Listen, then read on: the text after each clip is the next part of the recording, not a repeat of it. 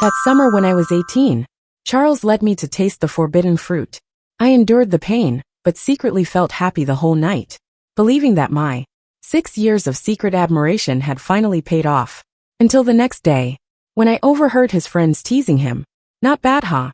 The class bell was your first. I felt embarrassed and was about to slip away quietly. Then I heard Charles respond casually, as if it was nothing. Actually, I wanted to go after the school bell, but I was afraid she'd think I was too inexperienced. So, I had to practice my skills with Valentina first. I didn't say anything. At the last moment, I silently changed my university application from Beijing to Guangdong Chapter 1. Charles's words struck me like a sudden thunderclap on a clear day, catching me completely off guard. My mind went blank in an instant. On this sweltering summer afternoon, my entire body felt ice cold. The conversation in the classroom continued.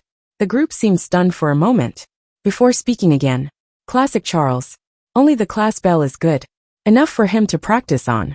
Doesn't that basically make her like one of those servant girls in ancient noble families? Charles chuckled carelessly. What nonsense, it's not like she lost anything. Okay, someone immediately chimed in. Yeah, though she's a bit too skinny compared to the school bell. Her figure is just annoyed. Charles threw a book at him, cutting him off. It was just in the heat of the moment. The atmosphere was already there. Besides, she didn't seem to be holding back either. The group exchanged knowing looks and started teasing him. Didn't expect the class bell to be the quiet but wild type. TSK, Charles is just too charming. A free meal right in front of you. Why not take it? The class bell clung to Charles for so many years. Guess she finally got what she wanted. She must have been waiting to throw herself at you for ages. The laughter in the classroom grew louder. I bit my lower lip hard, clenching my fists tightly. It took all my strength, just to keep myself steady, to stop myself from collapsing right at the classroom door. Footsteps approached from the end of the hallway. I snapped back to reality and fled in panic. In my desperation, I locked myself inside a bathroom stall. Chapter 2. Tears of heartbreak and humiliation have long since overflowed. Charles's words echoed in my mind over and over again. Every single syllable shattered what little self-respect I had left. Had I not heard it with my own ears, I would never have believed that the man who had held me so intimately last night, entwined with me in passion, was the same person. So, it turns out that love isn't necessary for such intimacy. Even in moments of deep emotion and reckless abandon, one can still lie and deceive. The relationship I had foolishly believed to be my happily ever after was nothing more than a joke to others. The more I cried, the worse I felt. Yet I didn't even dare to make a sound, my body trembling uncontrollably. After a long while, my phone chimed with a message. It was from Charles. Take a cab home by yourself. My class has a gathering tonight. It's inconvenient for me to bring you along. I didn't reply. A moment later, another message followed. Make sure to buy the morning after pill. I'm busy today. Don't forget to take it. Be good. I stared at the two messages, speechless. From dusk till dawn yesterday, Charles had taken me again and again. By the end, we were both utterly exhausted. Before drifting off to sleep, he had murmured twice. It was unplanned this time. I'll make sure to buy the pills for you tomorrow. He even reminded me that as a girl, I needed to take care of myself. That missing the pill could harm my body. At the time, I thought he was being responsible, that I had finally found my happiness. But now in an instant, clarity struck me. I dug my nails into my palm, forcing back the tears. Wiping my face, I straightened up and walked out of the restroom. Too embarrassed to go to the pharmacy in person, I ordered the pills online. When the delivery arrived, I waited a long time before cautiously retrieving the package from my doorstep. With tears in my eyes, I swallowed the pill. As I sat on the carpet staring blankly into space, I felt like all my strength had drained away. For 10 years, since moving next door to Charles, I had followed him around like a little shadow. I never once considered what life would be like without him. I didn't dare to, but from now on it would be just me. Outside the floor-to-ceiling window, the city lights flickered on, then off again. I had no idea how much time had passed when my best friend, Alice, called me on video. Tina, why didn't you come to our class party with Charles tonight? That girl from the literature class, Daniela, is here though since you're not around. She's practically glued to Charles, throwing herself at him. As Alice finished speaking, she turned her camera around. In the dim corner of the private lounge, Charles sat closely next to Daniela. Tonight, Daniela wore a crop top and a tight denim skirt, accentuating her slim waist and long legs. They were slightly distanced from the others. Even their conversation seemed intimately close, like a whispered exchange between lovers. Even through the screen, the atmosphere was undeniably suggestive. A sharp pain clenched my chest. Charles had said he was thinking of pursuing her. This afternoon apparently. By tonight. He already had.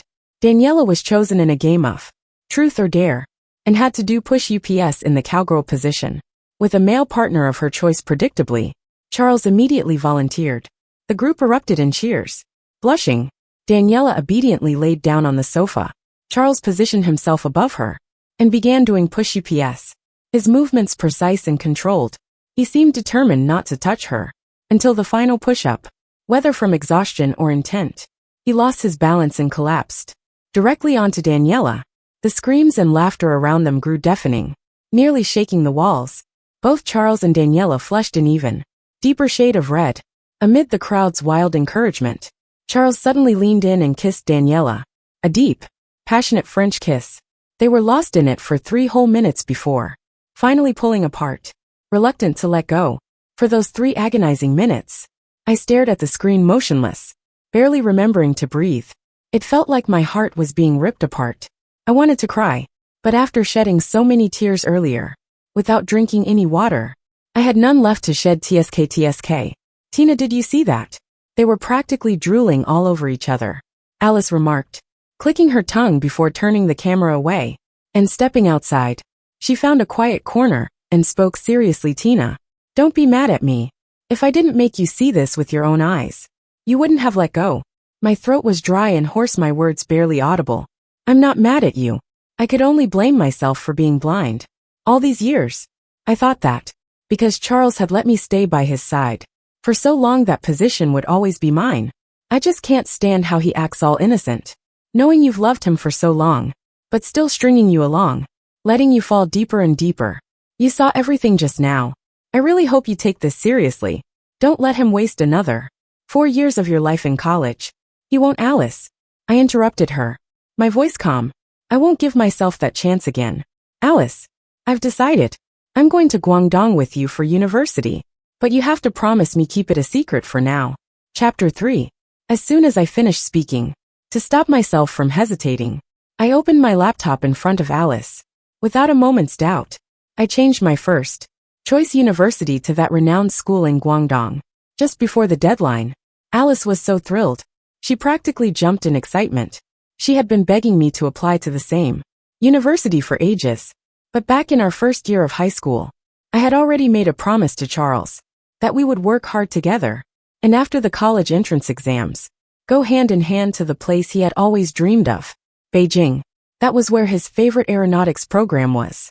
Even though I never particularly liked the cold northern climate, and had no strong feelings for that technical university, for 3 years I made it my goal solely because of him. As neighbors for so many years, even our parents were supportive of us applying to the same university. Everyone, including myself, believed that once we became adults, Charles and I would naturally end up together. But now I couldn't find a single reason to go to Beijing anymore. Or rather, after today, if I continued clinging to Charles like before, I wouldn't even be able to respect myself. I just wanted to get far away. It didn't matter where, as long as it wasn't where he was. He was heading north, so I would go south before bed. I filled the bathtub to the brim, hoping to wash everything off completely. But when I took off my clothes, the bruises on my skin were still starkly visible. Memories of last night surged back against my will.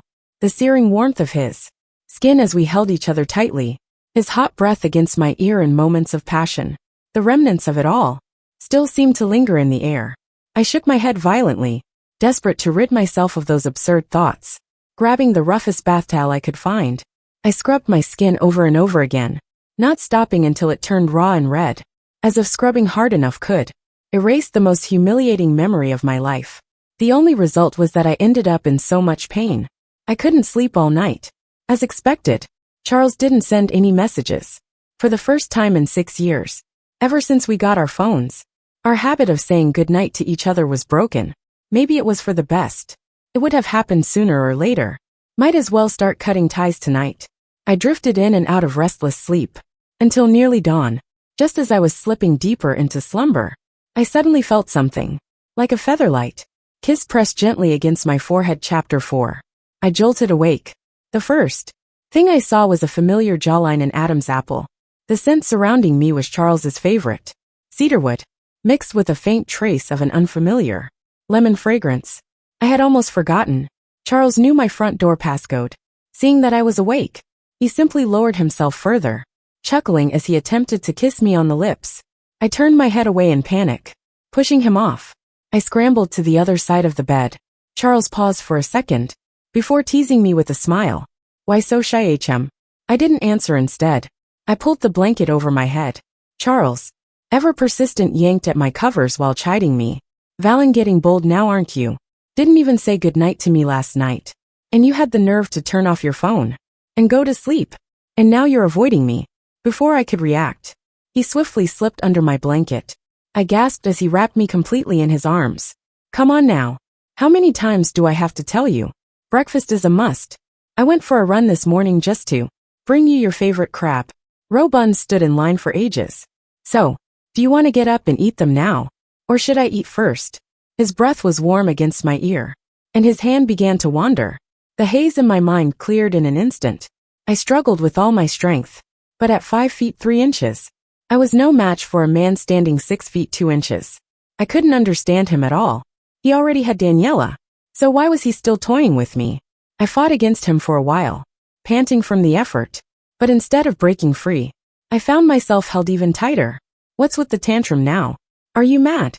Just because I didn't take you to the party last night. I stayed silent. He buried his face in the crook of my neck and laughed. Let me guess, your best friend ratted me out. It was just a game. Are you seriously jealous over that? You're still the same as always. Whenever I get a little close to another girl, you sulk. I was beyond furious, not even knowing where to begin. The moment of clarity came swiftly. I remembered what I learned in military training. With all my strength, I drove my knee upward. Charles groaned in pain, loosening his grip, just enough for me to escape from the bed. Valentina. Charles gritted his teeth, his face flushing red.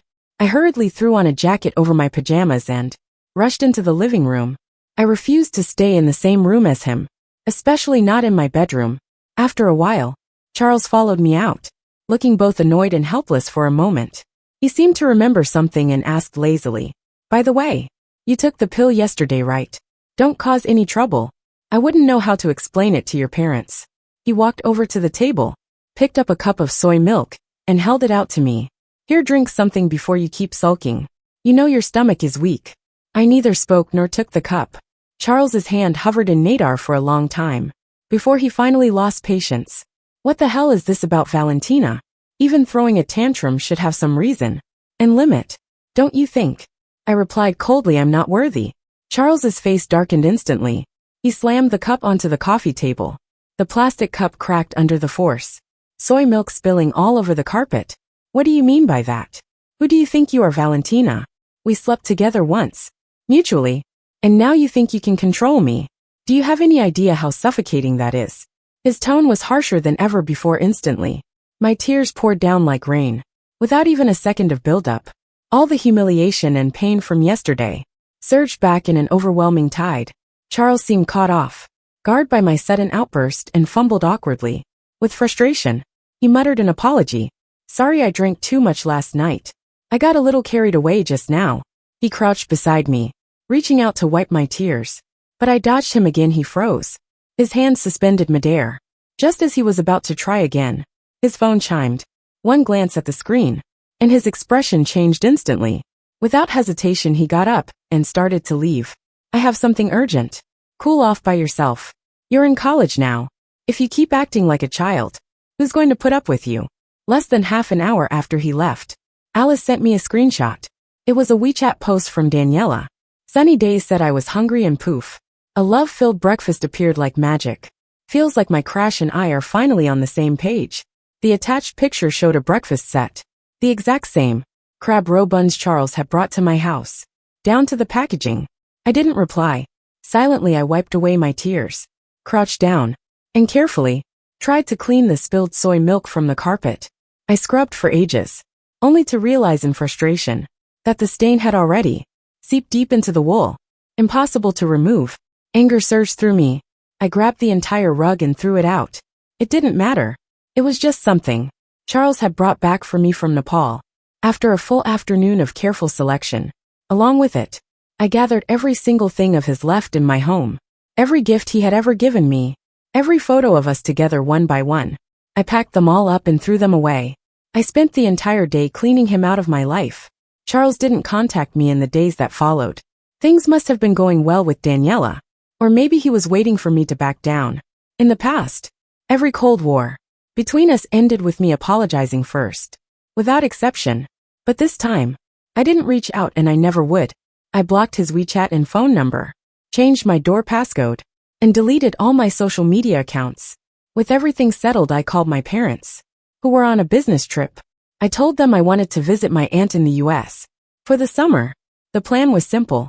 By the time summer ended, I would leave straight for university in Guangdong with Alice.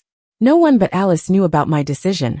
This plan would ensure I avoided every possible encounter with Charles.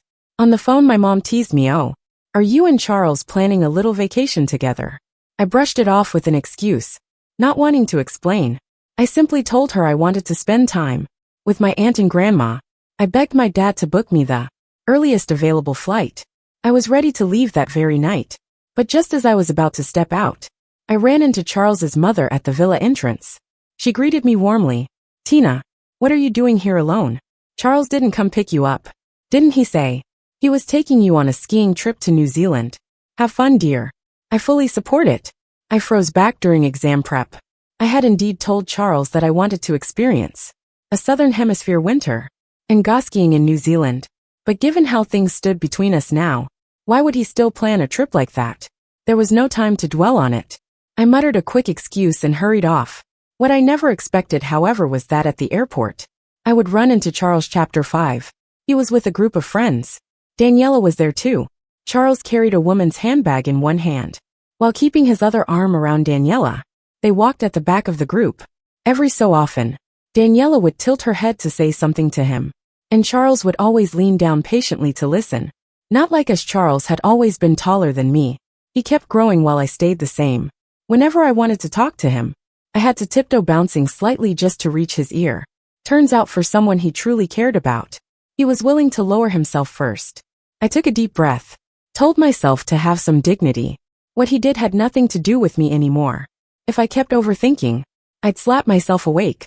But there was only one path leading to the boarding gates. I had no choice but to trail far behind them.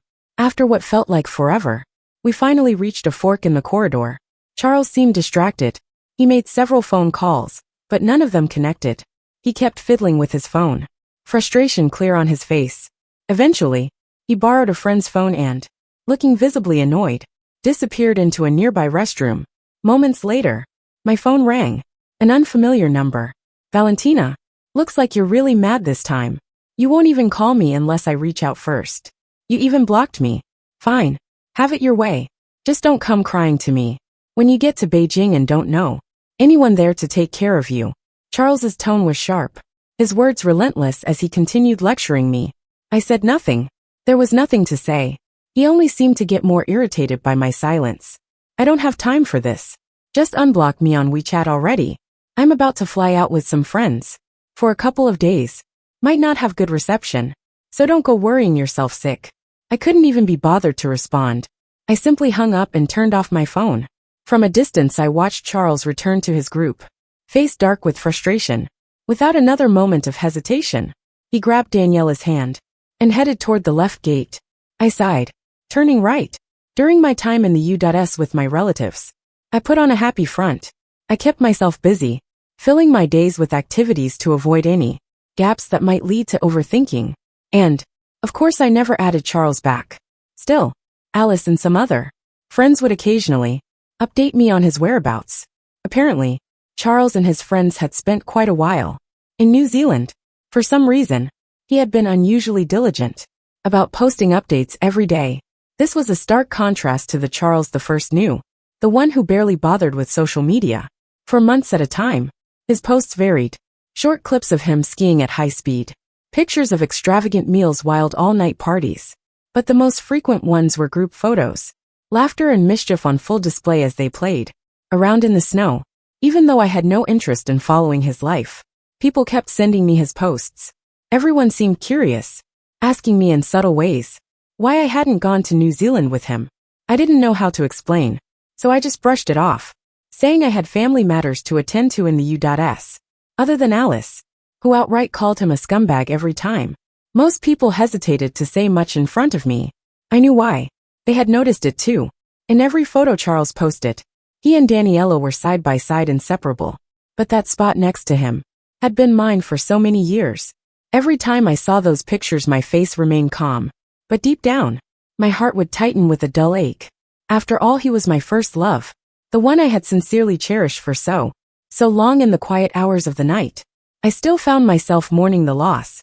There were moments of bitterness, of unwillingness to let go. But then I would remember his cruel words, and I would mentally slap myself again and again. Valentina, don't be pathetic. Don't give him more reasons to look down on you. Just endure a little longer. Once this withdrawal phase is over, everything will be fine. We had gone an entire month without speaking. The longest Cold War we had ever had. Distance and time were the best medicine. I had made it through the hardest part. I was finally at a point where I could go days without thinking of him. And just then, Charles changed his number and called me from overseas. Chapter 6. Valentina, you're really something. Ha took off to the US and didn't even tell me. You've been there for so long. Summer's almost over. Did you forget you promised to travel with me? Maybe because we hadn't spoken in so long. His voice held a rare hint of hesitation behind the complaints. I still didn't want to talk to him. I was about to hang up when Charles's mother snatched the phone. Tina, sweetheart, are you enjoying your time over there? Charles, this boy, he never tells me anything. I only just found out you two had a fight. Don't be too hard on him, okay? When you come back, make him apologize to you in person. Oh, by the way, Charles got his acceptance letter today. Yours should be arriving soon too. When are you coming back for your graduation party? I have a surprise for you. Charles's mother had always been kind to me, like a real aunt. I couldn't bring myself to hang up on her, so I simply listened as she rambled on. Auntie, I'm not planning to have a party. My parents are busy traveling all over the place, and my relatives can just send their congratulations online. I probably won't be coming back anytime soon either. I'll just return in time for school registration. Before I could finish, Charles was back on the line. His breathing was heavy, his anger palpable even across the Pacific. Valentina, I'm already lowering myself to make peace. How long are you going to keep sulking? If you don't come back soon, don't blame me for heading to Beijing without you. His words were cold. A warning. He waited for my response, but when none came, he added, think carefully, don't regret it. I hung up immediately and blocked the number. I sat in a daze for a while, before deciding to take a walk outside. But just as I stepped out, my mom called me on video. It turned out my acceptance letter had arrived at home. When my parents saw which university I had chosen, they were completely shocked. Tina, why didn't you discuss this with us before changing your choice? Does Charles know? His mom was just asking me this morning if your acceptance letter had arrived. Dad peered into the camera with concern. Sweetheart, how can we feel at ease with you going to Guangdong all alone? Aren't you terrified of heat and cockroaches? You really think you can survive there? Don't call me crying when you need me to come catch a cockroach for you. I had no words, so I blurted out all the good things about my chosen university and reassured them that Alice would be with me. But they were still uneasy. Did you and Charles fight? Even so, you shouldn't make such a big decision out of impulse. What if you regret it in a few days and want to go looking for Charles? Then what exactly? You're choosing long distance for 4 whole years. You couldn't even last 2 weeks at your grandma's during summer break without whining to come home to Charles. The more they talked, the worse I felt. So I decided to lay everything out once and for all. Charles has a girlfriend now. It wouldn't be right for me to stay that close to him. Mom, Dad, I have my own life. I don't want to live in his world anymore. Please, just support my decision and don't tell anyone yet. My parents exchanged glances, silent for a long time before finally agreeing. The only condition they had was for me to return home soon. School was starting soon, and they wanted to spend more time with me. Before I left, Mom mentioned that after receiving his acceptance letter, Charles had gone on another trip with friends the very next day. He hadn't been home for days meanwhile. His mother kept asking my mom when I would be back. The day I returned, my parents were both dressed formally. When they came to pick me up at the airport, I fell asleep in the car. But when I woke up, I realized we had stopped in front of a 5-star hotel. Still groggy, I was being pulled inside by my mother. And then, just as we stepped into the grand lobby, I saw Charles. I froze. He stood near the fountain in a perfectly tailored suit. His tall, lean frame effortlessly elegant. Over just one summer, the boyishness had faded from his features, leaving behind the version of him I had once imagined he would grow into. An indescribable mix of emotions swirled inside me. After all the effort I put into avoiding him, our reunion happened so abruptly. I must have looked stunned, because my mother whispered an explanation. "Tina, today is Charles's graduation party. We figured we'd pick you up and come straight here for dinner." Dad added casually, "Tina, you didn't want to have a party, right?" Charles thought ahead and had his parents schedule this for the day of your return, so it's kind of a joint celebration for you both. As if sensing my presence, Charles glanced over. Our eyes met. My heart skipped a beat, even though I had mentally prepared myself for this moment. While I was in the U.S., I still felt nervous. When it finally happened, Charles reacted first. He was about to walk toward me when Daniela suddenly appeared, linking her arm through his. Smiling brightly, she pulled him along. As they approached, "Valentina, you're back," Daniela beamed. "That's great, I finally get to meet you properly. I always saw you and Charles together back in school, but since I was in the other class, we never got the chance to talk. It's such a shame." She was being so polite that I had no reason to ignore her. Forcing a weak smile, I simply nodded. Charles's expression turned slightly stiff. He spoke in a deliberately casual tone, but there was an odd edge to it. "What's there to meet? She's just a sulky little brat who loves throwing tantrums." I honestly thought she had run away to the US for good. I said nothing. I didn't know how to respond. Daniela, in her glittering silver gown, shone under the lights, perfectly complementing Charles in his sleek suit. I looked down at myself, a plain white t-shirt, jeans and sneakers. My hair was still messy from sleep. I looked like I had just come back from picking up a package at a delivery station. My mom suddenly remembered something and whispered in my ear, "I got you a dress. You can change in the makeup room later." I shook my head. There was no need. I wasn't the main character here. Charles kept watching me, his expression unreadable. Daniela's gaze flickered between us. The air grew thick with awkward silence. Thankfully, a group of friends arrived just in time, and Daniela immediately pulled Charles away to greet them, radiating the confidence of a hostess. Seizing the opportunity, I quickly tugged my mother inside the banquet hall. Chapter 7. Charles's graduation banquet was only for close friends and family, so there weren't too many people in attendance. When familiar faces saw me, their surprise was obvious. I merely smiled and greeted them, pretending not to notice. But their eager, gossip-hungry expressions were impossible to miss. Even when I just stepped out onto the balcony for some fresh air, I could still hear a few friends cornering Charles in the hallway, trying to pry information out of him. "Didn't you say Valentina cut ties with you over the whole thing with the campus belle? So she still couldn't let go and came looking for you?" Charles let out a low chuckle. "She's just being childish. Give it a couple of days. She'll come around. We've known each other for too long.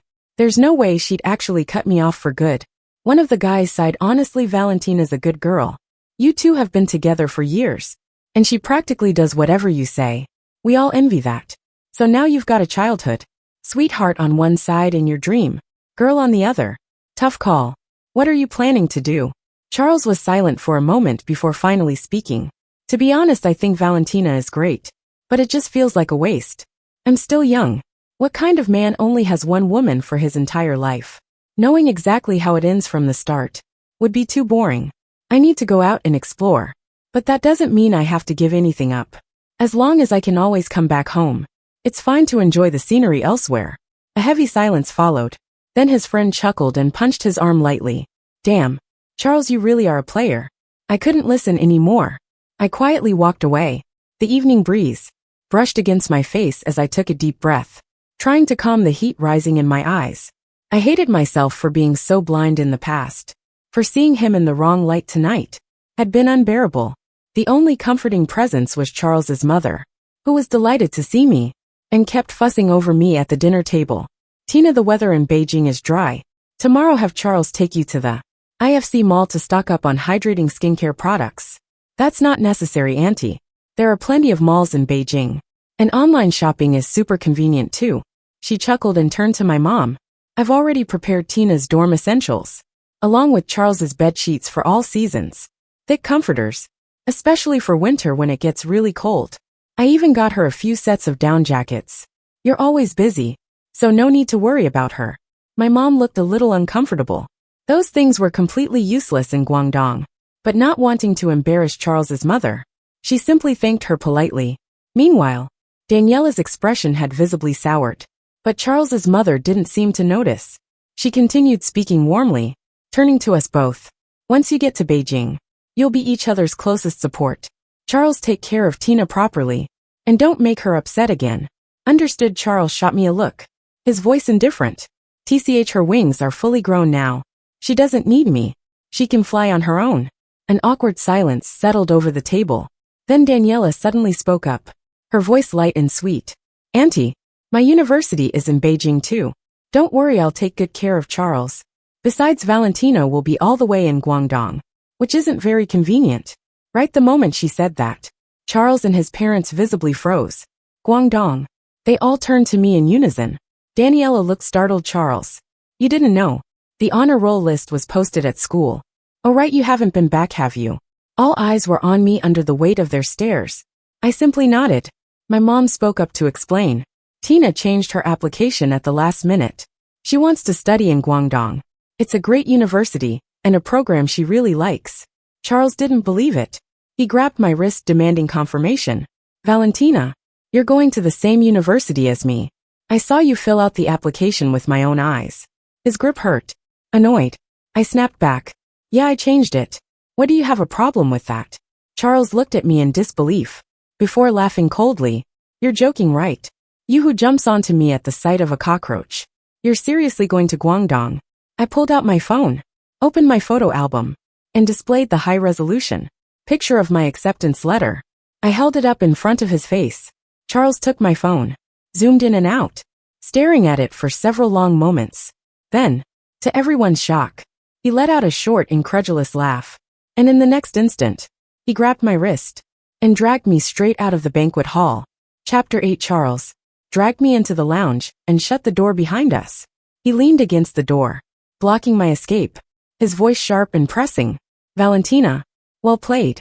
You really went and threw away our agreement, just despite me transferring to a university in Guangdong. I lifted my head, forcing myself to stand firm. I have my own dreams. Why should I have to shape my life around your preferences? Charles, be honest with yourself.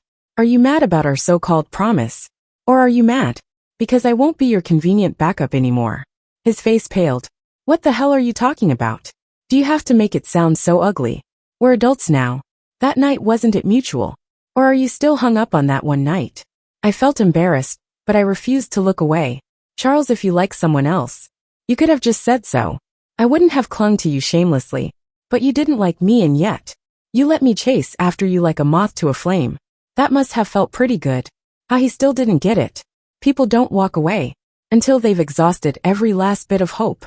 His expression darkened, flushed red from anger, or perhaps guilt. Do you even hear yourself? Valentina, what kind of nonsense? He couldn't finish. We've known each other since we were 8. We're 18 now. If you're choosing to betray this relationship, then let's not even be friends anymore. That was the last thing he said before storming out of the hotel. From that day until the moment I left for university, I never saw Charles again. Alice sent me a screenshot of his public relationship announcement with Daniela, but I didn't even bother opening it. Before deleting the message, I blocked all the mutual friends who still talked about him. There was no reason to care anymore. The only unfortunate coincidence was that, on the day I left for Guangdong, I ran into Charles at the airport. He was with Daniela, of course. As we crossed paths, he greeted my parents out of politeness, but didn't spare me a single glance. We walked past each other, neither of us looking back. Before boarding, I happened to glance sideways, and at that exact moment, I saw Charles entering his own gate. He cast a cold glance in my direction, then disappeared inside without hesitation. The person I had grown up alongside from now on. Our paths would never cross again. Finally, we're going in different directions. I wish you well. I whispered the words in my heart after that. We went a long time without hearing from each other. I even told my parents not to mention him around me. In my new life, I made friends, joined clubs and stayed busy. The past no longer held weight. I realized that revolving around one person for so many years had been incredibly dull. For the first time, I actually agreed with what Charles had said back then. The world is so vast and life is so long. Why tie yourself down to one person so soon? I was grateful that my university wasn't in a place with harsh winters, even though the humid spring and typhoon season were annoying, and cockroaches were indeed a nightmare. The sight of flowers blooming year-round made it easy to forget what winter even felt like. On New Year's, an old high school friend visited Guangdong. Alice and I took her out for dim sum. Casually she mentioned Charles. Oh, he and Daniela broke up ages ago. With all the universities along Academy Road, he's been dating his way through them. One relationship after another. He's completely different from how he used to be in high school. No longer the cold, serious academic type. You wouldn't even recognize him now. I stayed silent. Alice shot our friend a warning look, signaling her to change the subject. She quickly did. That night, we watched the fireworks over the Pearl River, counting down to midnight. Alice told me to make a wish. After I made one, I realized it was my first wish that had nothing to do with him. For 6 years, every single wish I had made was about Charles. And now he wasn't in my future at all. I smiled. I had truly let go. For my first winter break in college, I missed my parents terribly. The moment exams ended, I rushed home. But the last thing I expected was Charles was at the airport with my parents, waiting to pick me up. Chapter 9. After half a year apart, both Charles and I had changed quite a bit. He looked thinner and his hair was dyed though. Of course he was still as good looking as ever. I had never been good at reading people, but at least my sense of aesthetics had never failed me. Otherwise, I wouldn't have been foolish enough to follow him around since we were kids. I hesitated only for a brief moment before walking over with a bright smile, greeting him naturally. Charles, brother, you're here too. His hand, which had been reaching for my suitcase, froze midair. He looked at me in shock. Our parents had tried countless times to get me to call him brother. When we were younger, I had stubbornly refused, but now with a new mindset it just came out naturally. Charles, on the other hand, seemed unable to accept it. It took him a long time to study himself before finally taking my luggage. With slightly trembling hands, my mom leaned in and whispered. We ran into Charles at the airport entrance. He insisted on coming along to help pick you up. I smiled at her, signaling that it was fine. During the car ride home, I eagerly shared all sorts of funny stories about my university with my parents, making them laugh nonstop. I ignored Charles the entire time, but out of the corner of my eye, I noticed that he had been smiling the whole ride, lips curling up slightly despite himself. That day, it seemed like he wanted to come inside for a bit, but the three of us politely declined. Throughout the winter break, I was busy practicing driving during the day and hanging out with high school friends at night. I heard that Charles had come looking for me a few times but had missed me each time. I was surprised. I didn't think there was anything left for us to talk about. This year both my grandma and aunt came back home for the Lunar New Year. The house was lively on New Year's Eve. After dinner the elders gathered on the couch to watch the Spring Festival Gala, while us younger ones learned how to play mahjong. Suddenly, Charles and his parents arrived at our doorstep, carrying bags of gifts. Our house is too quiet. Hope you don't mind us crashing your game, Charles's mom joked. In the past, our families had always spent the holiday together. This year, however, my mom had declined their invitation to dinner because of what happened between Charles and me. Still, with guests already here, it wasn't like we could turn them away. Charles naturally took a seat next to me, watching as I played. My cousins, unaware of our history, kept teasing us. I laughed and clarified each. Charles, however, didn't look too pleased. At midnight, when we all went outside to set off fireworks, he suddenly pulled me aside, as if he had something to say. But before he could speak, my phone rang. Blushing slightly, I pulled my hand away and stepped aside to answer. It was Santiago, a friend I had made in university, a Guangdong local, bright and playful, the type of guy who always had a joke up his sleeve. He called just because he was bored and wanted to count down to the new year together. I didn't think much of it. It was the holidays after all.